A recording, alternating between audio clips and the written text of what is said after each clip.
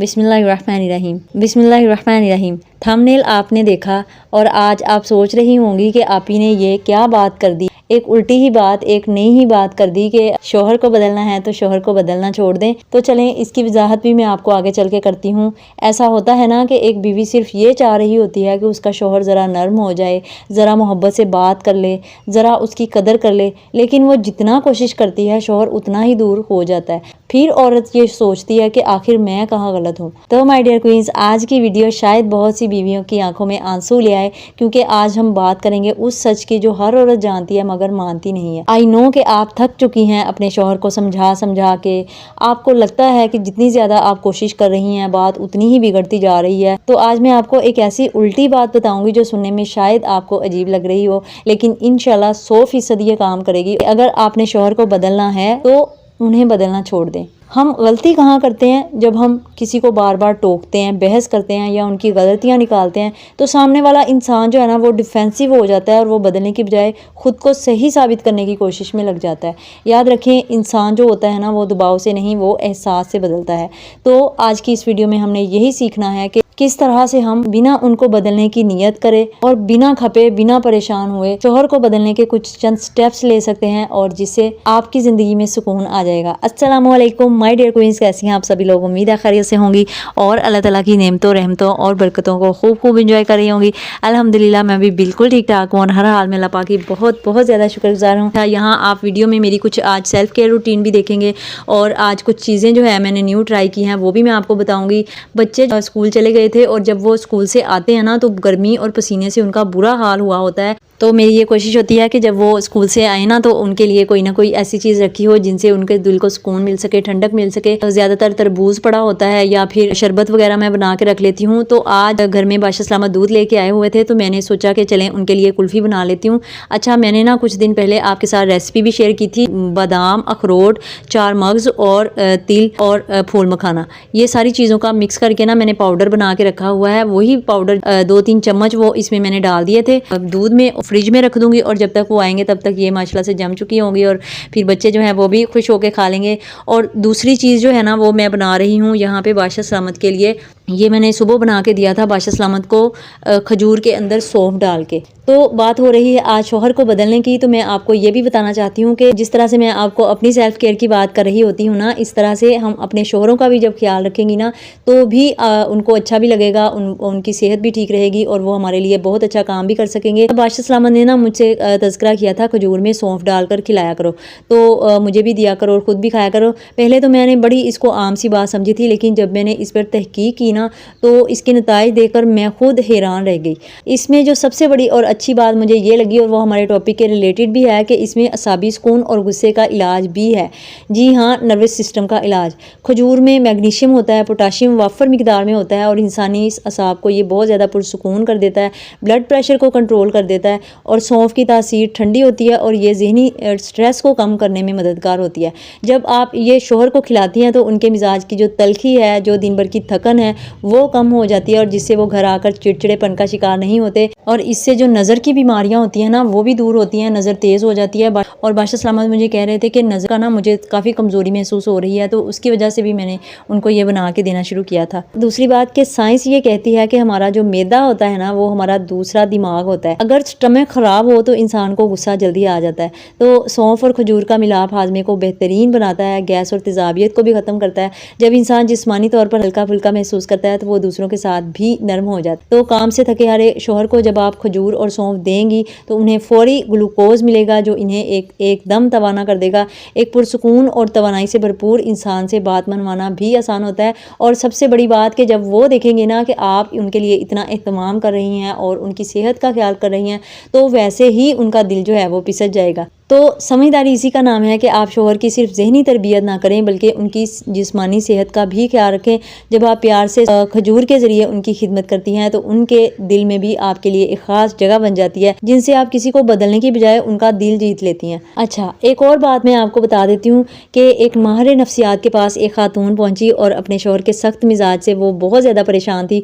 उसने कहा कि मैंने सब कुछ करके देख लिया, लड़के देख लिया, रो के देख लिया, मिन्नतें करके देख ली, लेकिन ये शख्स जो है ना ये नहीं बदलता। उस माहिर ने बड़ा अजीब सा एक मशवरा दिया। उसने कहा कि आज से आपने ये समझ लेना है कि आपका शौहर एक मौसम है और आप इसका थर्मोस्टेट है। खतून बड़ी हैरान हुई। जो माहिर थे ना उन्होंने समझाया, देखो जब बाहर तपती धूप होती है तो हम सूरज को जाकर ये कहते हैं कि अपनी तपश कम कर लो, क्योंकि वो हमारे बस में ही नहीं होता। हम क्या करते हैं, हम अपने कमरे का एसी चला लेते हैं, खिड़कियां बंद कर देते हैं और अंदर का माहौल जो है वो ठंडा कर लेते हैं। जब अंदर का माहौल ठंडा हो जाता है तो बाहर की गर्मी हम पे असर ही नहीं करती। खातून ने बड़ा ये अजीब तजर्बा जो है ना वो शुरू कर दिया। जब शोहर गुस्से में आते वो उनके गुस्से को बाहर का मौसम समझकर इग्नोर कर देती और अपने अंदर के सुकून पर काम करना शुरू कर देती। वो किचन में जाती, अपनी पसंद की चाय बनाती, कोई अच्छी सी किताब पढ़ती या बच्चों को साथ हंसती मुस्कुराती। यानी उसने अपनी खुशी की चाबी शोहर के मूड से छीन के अपने हाथ में ले ली। और नतीजा क्या निकला, जब शोहर ने ये देखा ना कि उसके गुस्से का रद्द-ए-अमल आता ही नहीं है, वो आगे से जवाब नहीं देती, वो आगे से कोई रिएक्ट नहीं करती, वो आगे से सफाइयाँ नहीं देती, वो आगे से रोती धोती नहीं है, तो उन्हें गुस्सा करने में वो जो ताकत महसूस होना थी वो बंद हो गई। जब ताली एक हाथ से बजना बंद हो गई तो दूसरे हाथ की हरकत खुद ब खुद थम गई। चंद महीनों बाद वही शोहर जो बात बात पर चिल्लाते थे अपनी बीवी के इस पुरइसरार सुकून से मुतासिर होकर खुद पूछने लगे कि तुम इतनी पुरसुकून कैसे रहती हो। और वहीं से इनकी तब्दीली का जो सफ़र है ना वो शुरू हुआ। तो माय डियर क्वींस, इस वाक़े का निचोड़ ये है कि पावर ऑफ इन्फ्लुएंस यानी असर डालने की ताकत तब शुरू होती है जब पावर ऑफ कंट्रोल यानी काबू पाने की ख्वाहिश खत्म हो जाती है। जब आप किसी को बदलने की ज़िद करती हैं तो आप अपनी ज़िंदगी की भागदौड़ उनके हाथ में दे देती हैं। लेकिन जब आप खुद को बदलती हैं, अपना माहौल बदलती हैं, अपनी खुशी की ज़िम्मेदारी खुद लेती हैं, तो आप एक मकनातीसी शख्सियत बन जाती हैं कि सामने वाला आपकी खातिर खुद को बदलने पर मजबूर हो जाता है।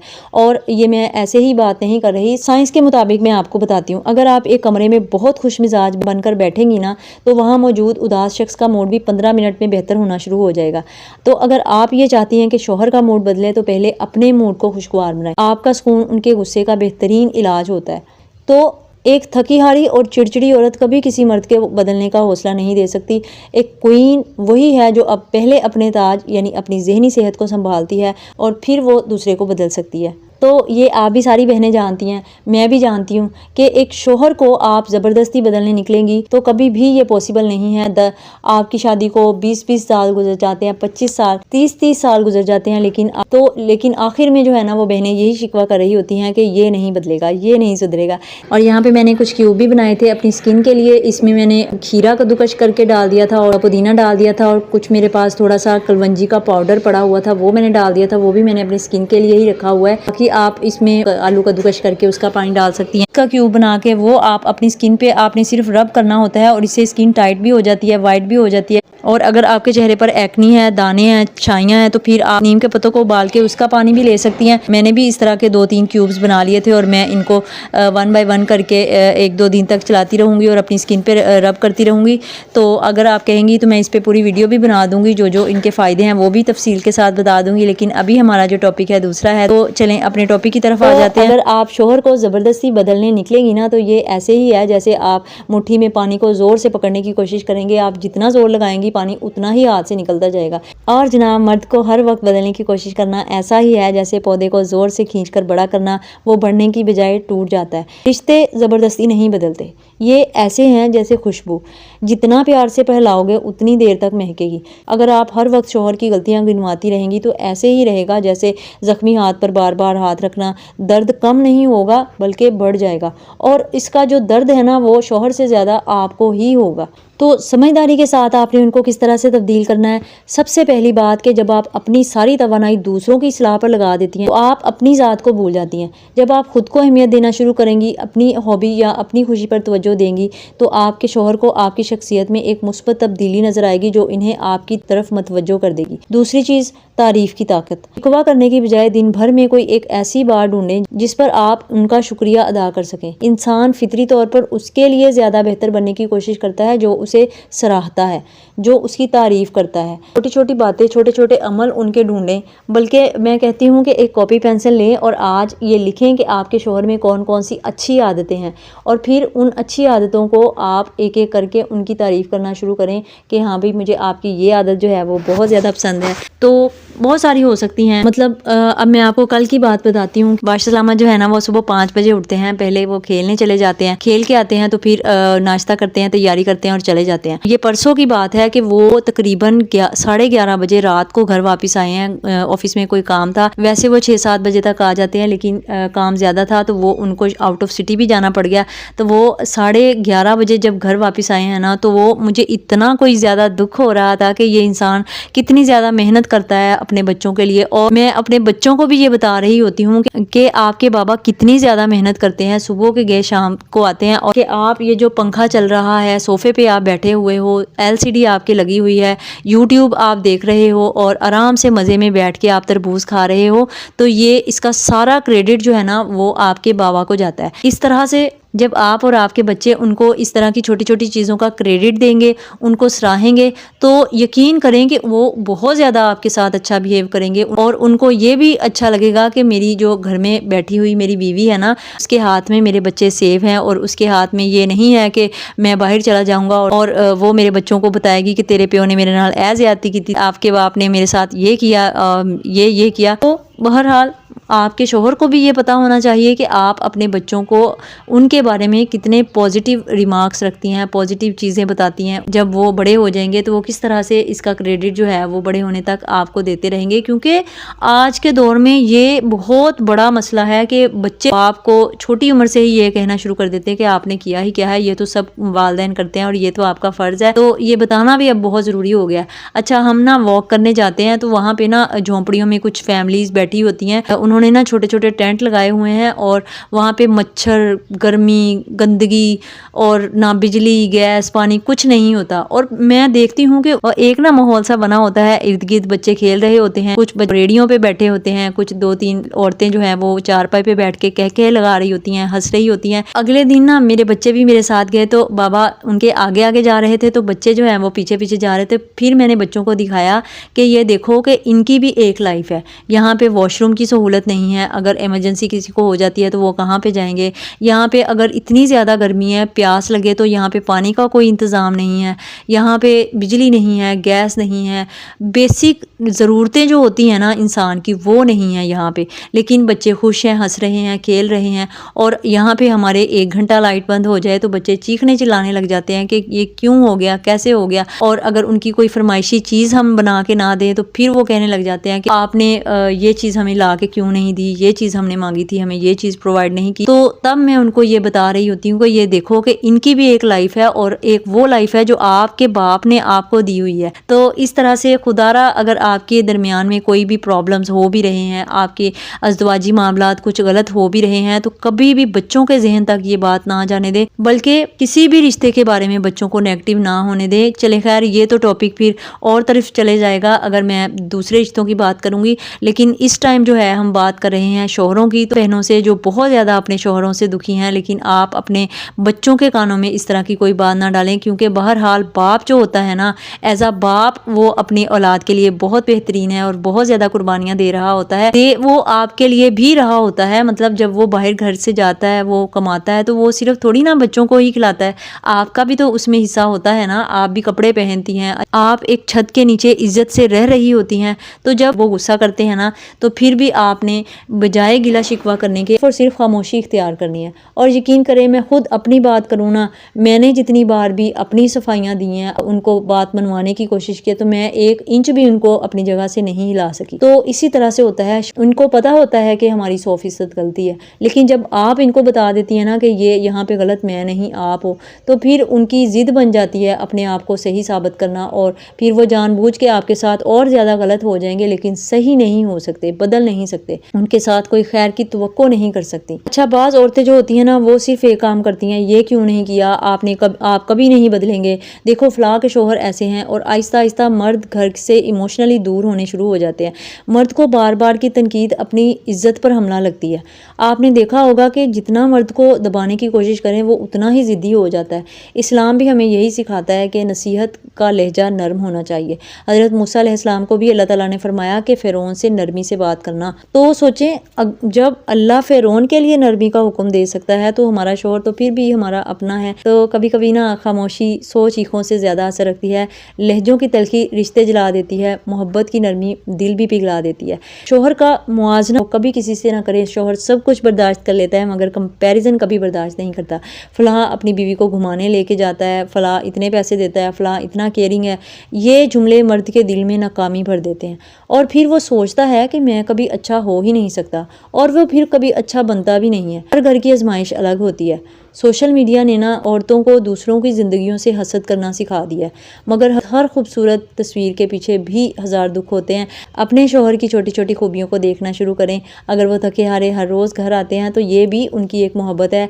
अगर वो कम कमाते हैं मगर हलाल कमाते हैं तो ये भी बहुत बड़ी नेमत है। मर्द को सबसे ज़्यादा क्या चाहिए होता है? रिस्पेक्ट। अगर औरत सबके सामने शोहर को नीचा दिखाए तो मर्द बाहर खामोश रहता है मगर वो अंदर से टूट जाता है। और बाज़ औरतें ना, जैसा कि मैंने आपको बताया, बच्चों के सामने भी शोहर की बेइज्जती कर देती हैं, फिर वही बच्चे बाद में बाप की इज़्ज़त नहीं करते। तो जिस मर्द को घर में इज़्ज़त मिलती है वो बाहर की औरतों की अटेंशन नहीं ढूंढता। शोहर को बादशाह बनाए, वो भी आपको मलका बनाएगा। इज़्ज़त मोहब्बत को ज़िंदा रखती है और बेइज्जती मोहब्बत को आहिस्ता आहिस्ता मार देती है। और सबसे इम्पोर्टेंट चीज़, शादी के बाद अक्सर औरतें जो होती हैं ना वो खुद को भूल जाती हैं। बिखरे बाल, हर वक्त गुस्सा, हर वक्त शिकायतें, और फिर वही औरत कह रही होती है कि मेरे शौहर बदल गए। नहीं बहन, कभी कभी औरत खुद भी बदल जाती है। अपने लिए वक्त निकालें, अच्छी खुशबू लगाएं, मुस्कुराएं, अपने दिल को ज़िंदा रखें। मर्द को सिर्फ खूबसूरती नहीं चाहिए होती, पॉजिटिव एनर्जी अट्रैक्ट कर रही होती है। घर की औरत अगर खुश हो तो पूरा घर जन्नत लग रहा होता है। तो माय डियर क्वींस, हर बात लड़ाई से हल नहीं होती और ना ही आप लड़ाई से शौहर को बदल सकती हैं। कुछ मर्द बीवी की चीखों से नहीं, उनके सजदों से भी बदल जाते हैं। रात को तहज्जुद में रोकर दुआ करें, या अल्लाह मेरे शौहर के दिल में मेरे लिए मोहब्बत डाल दे, और यकीन मानें कि अल्लाह ताला दिल बदलने पर कादिर है। हज़रत उमर जैसे सख्त दिल इंसान को भी अल्लाह ताला ने बदल दिया। तो आपके शौहर का दिल बदलना अल्लाह ताला के लिए मुश्किल नहीं है। बाज़ औरतें लोगों से शौहर की शिकायत करती हैं मगर अल्लाह से बात नहीं करती, जबकि सबसे ताकतवर दरवाज़ा तो अल्लाह ताला का दरवाज़ा होता है ना। तो माय डियर क्वींस, अगर घर में हर वक्त लड़ाई, तंज, शोर और शिकायत होगी तो मर्द घर से आने से भी घबराएगा। मगर अगर घर में सुकून होगा, मुस्कुराहट होगी, प्यार होगा, तो मर्द खुद ब खुद बदलने की कोशिश करने लग जाता है। मर्द को लेक्चर नहीं चाहिए होता, सुकून चाहिए होता है। कभी शौहर घर आए तो फ़ौरन शिकायतें शुरू ना कर दिया करें, बल्कि पहले पानी दें, मुस्कुरा कर बात करें। छोटी छोटी चीज़ें जो होती हैं ना, ये बड़े बड़े मोजज़े कर देती होती हैं। आज की वीडियो का मकसद ये नहीं था कि औरत जो है वो हमेशा खामोश रहे, बल्कि मकसद ये था कि अक्ल वाली औरत जानती है कि कहाँ बोलना है और कहाँ खामोश रहकर रिश्ता बचाना है। हर मर्द परफेक्ट नहीं होता और हर औरत भी नहीं होती। रिश्ते मोहब्बत, सब्र और दुआ और समझदारी से चलते हैं। मैं हमेशा कहती हूँ कि औरत अगर चाहे तो अपने घर को जन्नत भी बना सकती है और जहन्नम भी बना सकती है। अल्लाह ताला हम सब के घरों में मोहब्बत, इज़्ज़त और सुकून अता फरमाए। अगर आज की वीडियो ने आपके दिल को छुआ हो तो कमेंट में ज़रूर बताइएगा, और अपनी इस बहन शहजादा सांस क्वीन के चैनल को सब्सक्राइब करना ना भूलिएगा, क्योंकि हम यहाँ दिलों को जोड़ने वाली बातें करते हैं, तोड़ने वाली नहीं। सो बदलना किसी के बस में नहीं सवाए अल्लाह के। आप सिर्फ बीज बो सकती हैं, उसमें रंग अल्लाह पाक खुद भरता है। आज से ये अहद करें, मैं उनको बदलने की जंग नहीं लड़ूंगी, बल्कि मैं खुद को इतना बेहतरीन बनाऊंगी कि वो मुझसे मुतासिर हुए बगैर रह ही ना सके। याद रखिए, समझदार औरत घर बनाती है और सब्र वाली औरत दिलों पे राज करती है। तो अगर आपको ये मेरी बातें बहुत अच्छी लगी हों तो कमेंट में इंशाल्लाह ज़रूर लिखिएगा, ताकि मुझे पता चले कि मेरी कौन सी बहन आज से ये सफ़र शुरू कर रही है। अपना बहुत सारा ख्याल रखिएगा, अपने बादशाह सलामत का बहुत सारा ख्याल रखिएगा, अपनी जन्नत जैसी ज़िंदगी की हिफाजत और कदर कीजिएगा। Thank you very much. जज़ाकल्लाह।